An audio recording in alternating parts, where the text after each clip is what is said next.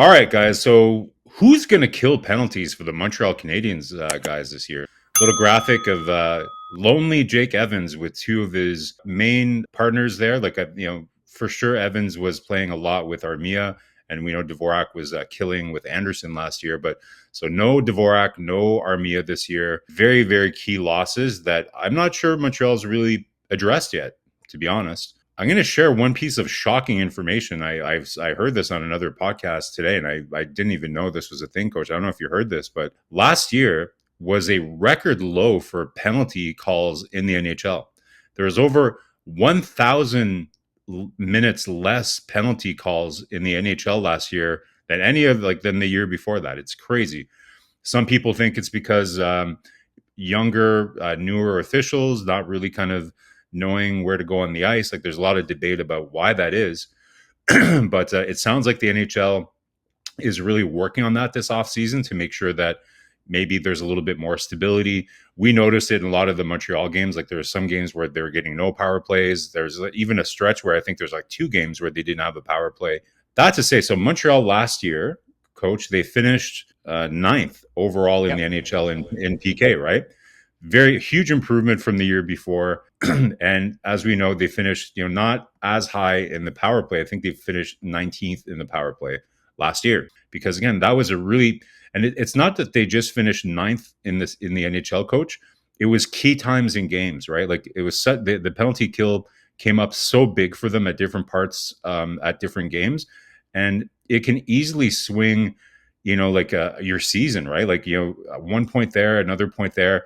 Easily you could swing 6 to 8 points in the season, and Montreal would not be in the playoffs if they didn't get those really big penalty kills. If the reasoning out there is correct, and we might see even more penalties called compared to last year, I think it's going to be even more important to have a lot of depth penalty killing. There's some question marks there. Obviously Dvorak was a really, really big piece, taking left-handed faceoffs, really, really big faceoffs in the defensive zone during the PK. And we know how effective Armia was with Evans. I think I'm pretty confident that somebody like Alex Newhook can come in and have a role there playing with Evans and be a really effective penalty kill. But the jury is still out in terms of who's going to replace Dvorak in those left-handed faceoffs. We heard Joe Veleno talk with Tony Marinaro and a couple other outlets when he first got signed. And it sounds like him and Ken Hughes had a heart-to-heart discussion saying, you got to come to camp with your work boots. And it sounded like he is interested in working on his two-way game. So is he potentially a solution? Are they going to really put Joe Veleno out there to kill penalties, test him out in that kind of role? Maybe. You have, maybe like somebody like Kapanen makes the team and takes those face-offs. But again, he's a right-handed shot. A lot to be figured out here, Coach. But I just wanted to kind of make sure that everybody understands the gravity of this, because I think we all understand, and I think we're all thinking that Montreal's power play is going to improve drastically with Demidov there the whole year, another year of them building that chemistry.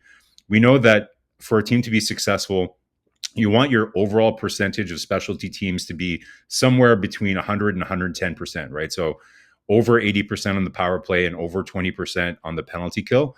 And then you're going to be in a pretty good spot. I think, Montreal last year, like I said, they finished pretty well. Like they finished 9th. They were just around 80%. We think the power play is going to be a lot better, especially now that they have a second unit with Dobson, or however you're going to break it down. But we just can't see Montreal take a huge drop in the PK. It's got to be as good, if not better, because there's going to be potentially more penalty. Curious to see what everybody thinks. Like, I know it's not the sexiest part of the game, guys, but like I said, it really big points on the line. If you don't get that big kill, nothing is more deflating, kind of just letting in a lot of like power play goals in against. Curious to see what everybody thinks in the comments. And Coach, like, who do you see coming into, like I said, I think Armia, a little bit easier to replace because he's a winger, and you have Newhook that might have that job. But how do you think Montreal is going to set up there for their second wave of power play? Because Evans is going to go out there first. But who do you think is going to be that second pair of forwards that comes out over the boards when it's time to kill? When you look about what could be the unit, you're right, Newhook and Evans.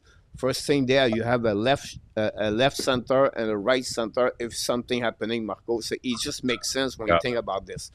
I feel Caden Collet and Mike Madison are going to start on the PK. That's my feeling about that. The second unit after, I think it's going to be a unit of defense players. I will say to you, Joe Veleno came on my head right away on the left side of the circle. And then I'm going to surprise maybe a couple of people here. You're going to have an alternate with Josh Anderson, right? We don't talk about Josh Anderson, was a regular last season. Zachary Bolduc are going to be the next two players.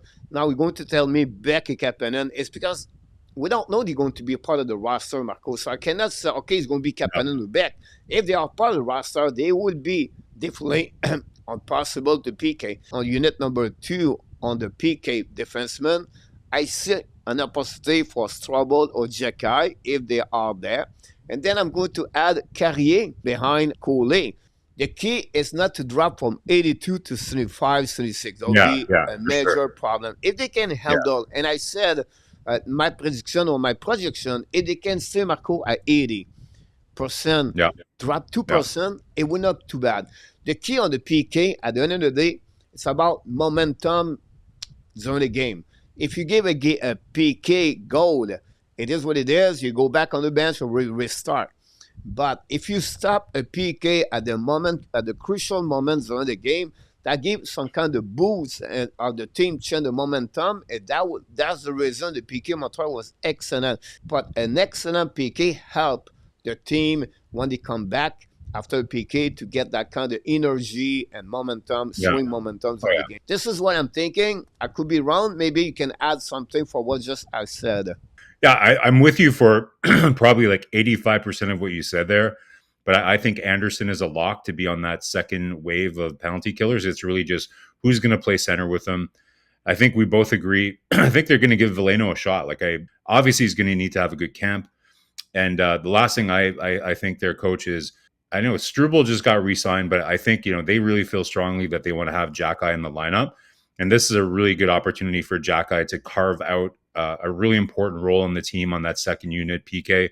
He needs to become a specialist that they can count on, that's going to come in, block shots, be smart, positioning-wise, and everything else.